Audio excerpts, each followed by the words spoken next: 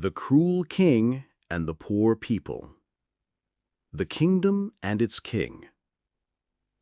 Once upon a time, in a faraway land, there existed a kingdom filled with golden palaces, high walls, and magnificent gardens. The kingdom appeared beautiful from the outside, shimmering under the golden sun, but beneath the surface, the people suffered. They toiled in the fields from sunrise to sunset, worked long hours carrying heavy loads, and yet had barely enough to eat. Hunger was common, sickness widespread, and despair had become part of daily life. At the heart of this kingdom sat a king, powerful and feared. He was called King Arthur, known across lands for his immense wealth, iron grip, and ruthless nature.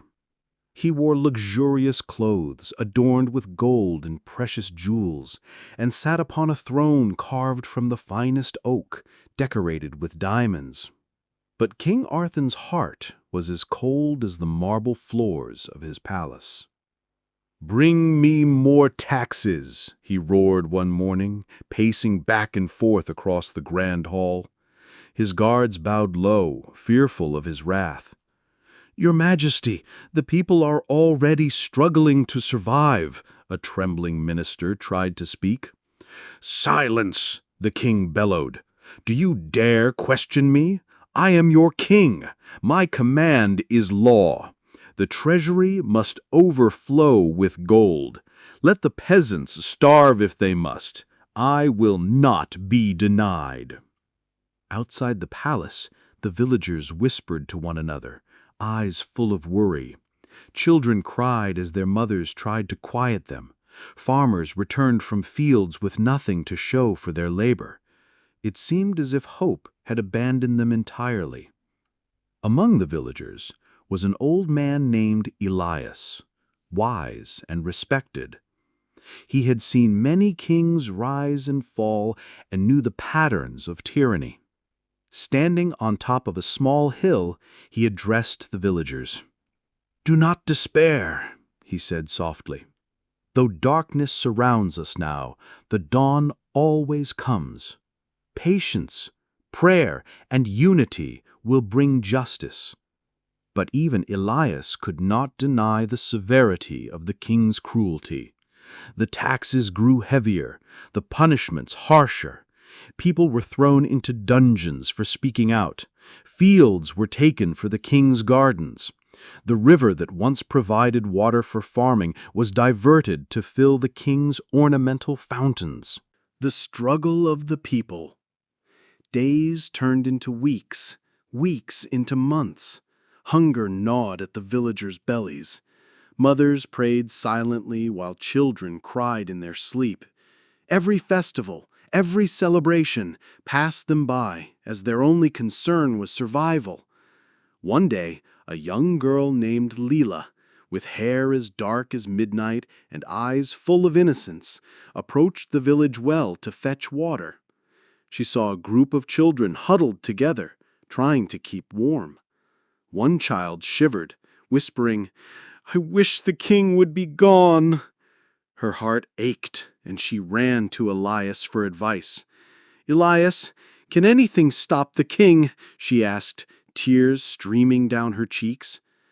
Elias placed his hand on her shoulder, voice calm yet firm. "Change will come, Leela. Even the mightiest walls crumble when the people rise together. But first, we must endure and plan wisely." Meanwhile, King Arthur continued his reign of terror. He delighted in watching the peasants suffer. One evening, he summoned his generals. "If the villagers do not bring me enough gold, I will burn their crops, destroy their homes, and take their children as servants." The generals nodded in fear, and some even shivered at the thought of punishing innocent families. In the villages, whispers of rebellion grew.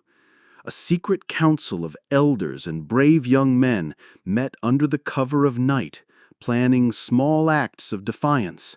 hiding food, protecting the weak, and spreading messages of hope. Leela and other children helped, carrying notes from one village to another. Signs of change. As seasons passed, strange misfortunes began to affect the king. The once flowing rivers dried, crops failed, and even the royal livestock grew weak. Some whispered that the kingdom itself rejected his cruelty. One night, King Arkan awoke with a terrible fever. His body burned and his strength faded. He called for his ministers. "What is happening to me? I am the king. How can this be? I have done nothing wrong," he cried, pacing feverishly. A wise physician whispered cautiously, "Sire, perhaps it is the anger of the people, the injustice in your heart. You have ruled with cruelty, and now your kingdom suffers as a reflection of your deeds." The king laughed bitterly. "Nonsense! No one can challenge me. I am invincible." But deep inside, he felt a creeping fear. His servants avoided him. The generals no longer followed his orders with certainty. Even the palace walls seemed silent, as if mocking him. Meanwhile, the villagers grew bolder. United by desperation and hope, they confronted minor soldiers, reclaimed stolen crops, and sent word to nearby villages to rise. Leela, now older and braver, spoke in the council. "We cannot wait any longer. The king is vulnerable. We must stand together and reclaim our lives." The fall of the king. At the break of dawn, the villagers gathered at the gates of the palace. The king, weakened by illness and fear, attempted to rally his guards. But many had grown sympathetic to the people's plight and refused to fight. "Stop this madness!" the king shouted. "I am your ruler! Obey me!" A young soldier, holding his spear, stepped forward. "We obey the people, not cruelty. Your reign is over, King Arthon." The villagers entered the palace, not with swords raised, but with courage and unity. They surrounded the throne room. Leela and Elias stood at the forefront. The king sank to his knees, trembling. I thought my power would last forever." "Power without justice is nothing," Elias said firmly. "Your greed and cruelty brought your own downfall." For the first time in decades, the palace fell silent, not in fear, but in relief. The king's advisors left him. The people had reclaimed their home. Justice and a new beginning. After King Arthur's fall, the villagers rebuilt their homes, restored their fields, and returned the rivers to their natural courses. They established councils to ensure fairness and equality. Elias spoke to the people.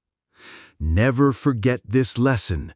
Cruelty and oppression may appear strong, but truth, patience, and unity will always prevail. The kingdom belongs to the people, not the tyrant." The people celebrated, not for victory over a man, but for reclaiming dignity, justice, and hope.